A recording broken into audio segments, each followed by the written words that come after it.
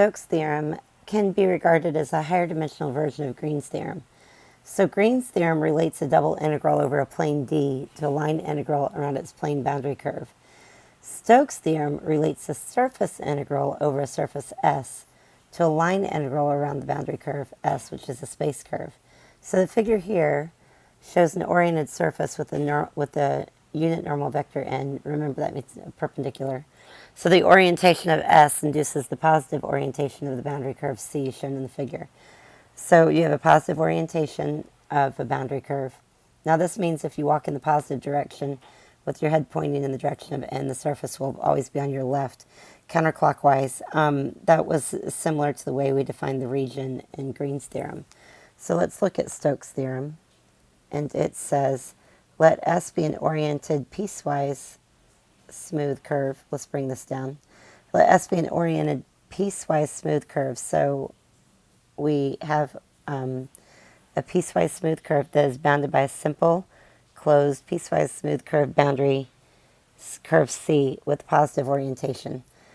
And we've learned what all those words are, so we should be good. Simple, closed, piecewise smooth boundary, and a positive orientation. Then let F be a vector field whose components have continuous partial derivatives on an open region R3 that contains S. Then the integral over the curve C of f dot dr is equal to the double integral over S of the curve of S dot ds. So this allows us to compute our line integral. Instead of in terms of a vector and a vector r, we can work with the curl of f and ds. And we know the curl of f is not too hard to find, but I really don't mind the definition of f dot dr. So Stokes' theorem takes this into a double integral here. They say the positively oriented boundary curve of S is often written as the partial with respect to S. So we can view Stokes' theorem as the double integral over S of the curl of f dot ds, or we can say the integral over the partial with respect to S of f dot dr. So there's a relationship between Stokes' theorem, Green's theorem, and the fundamental theorem of calculus. So you have an integral involving derivatives on the left side of the equation, and the right side involves values of f only on the boundary of S. So let's look at what one of these looks like. So let's evaluate the line integral of f dot dr, where f of x y z equals negative y squared I plus xj plus z squared k. And C is the curve of the intersection of the plane of y plus z equals 2 and the cylinder x squared plus y squared equals 1. And we're going to choose to orient that where C is counterclockwise when viewed from above. So let's look at what this figure looks like. So you can see that we meet the conditions of Stokes' theorem, which is we have a simple closed piecewise smooth boundary curve with positive orientation. So let's start with the curl of f, and I'm going to go ahead and label my p, q, r, because I do better when I label p to be negative y squared, q is x, and r is z squared. So then we're going to find the curl of f. So we're going to set this up with ijk, ijk.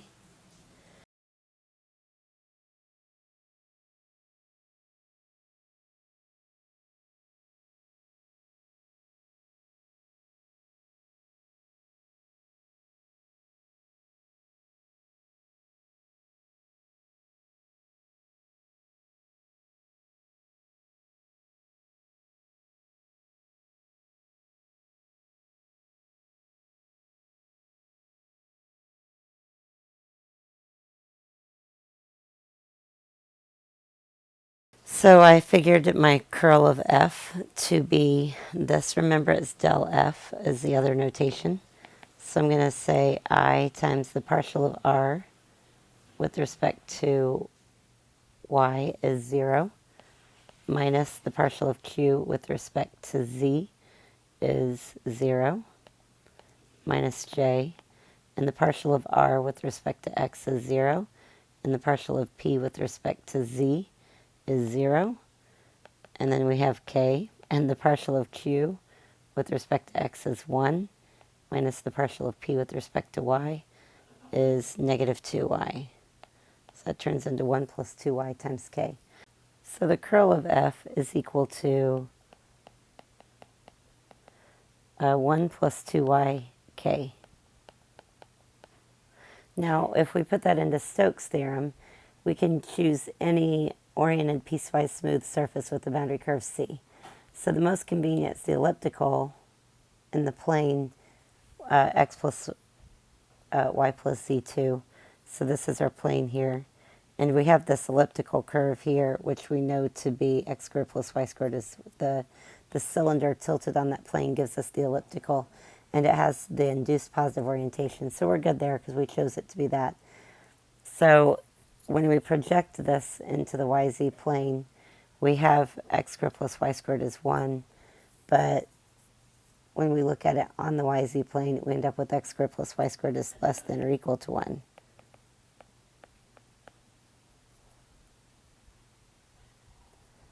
And when we look at z, if we take our equation here and solve for z, we get z equals 2 minus y. So let's look at what we have. We have the curl of f to be 1 plus 2y. And so we're going to say the double integral, our line integral, would be the double integral over c of f dot dr. And we're going to write this in terms of the double integral over s, the surface of the curl of f dot ds, where s is our space. So we're going to say the double integral over region D. And we have 1 plus 2y over the area of the volume. Now, we have an ellipse here, so let's put this in terms of r. So let's go back up to this r. X squared plus y squared is r squared, so that we know that r is less than or equal to 1. We can turn this to polar. So r is between 0 and 1. And we have a complete circle, so theta is between 0 and 2 pi. Now, we know that that means dA becomes r dr d theta. And then we have 1 plus 2y, and we're going to need to change that. So let's look at the bounds. The terms in the bounds for theta are 0 to 2 pi. The bounds for r are 0 to 1. And we have 1 plus 2, and y is r sine theta. And here we have r dr d theta. So let's go ahead and integrate that. We have the integral from 0 to 2 pi, and then the integral from 0 to 1. We're going to distribute that r to be r plus 2r squared sine theta d theta, dr d theta. So when we integrate in terms of r, we get 1/2 r squared plus 2/3 r to the third sine theta from 0 to 1, and then we'll do d theta. So let's go ahead and plug in r. So we're going to keep the 0 to 2 pi integral. We plug in 1, we get 1/2. Plus we plug in 1, we get 2/3. We plug in 0, we do get 0. You should always double check that. And then we're going to integrate with respect to theta. So when we integrate with respect to theta, we get 1/2 theta plus the integral of sine of theta is negative cosine of theta. So we have minus 2/3 cosine of theta from 0 to 2 pi. So when we plug in 2 pi, we get 1/2 times 2 pi minus 2/3 cosine of 2 pi plus, or minus 0, 1/2 of 0 is 0, plus 2/3 cosine of 0. When you have this trigonometry, you need to actually write it out and think about it. So here we have pi, and cosine of 2/3 is 1, so we have minus 2/3. And then cosine of 0 is 1, so we have plus 2/3. So this answer is just pi.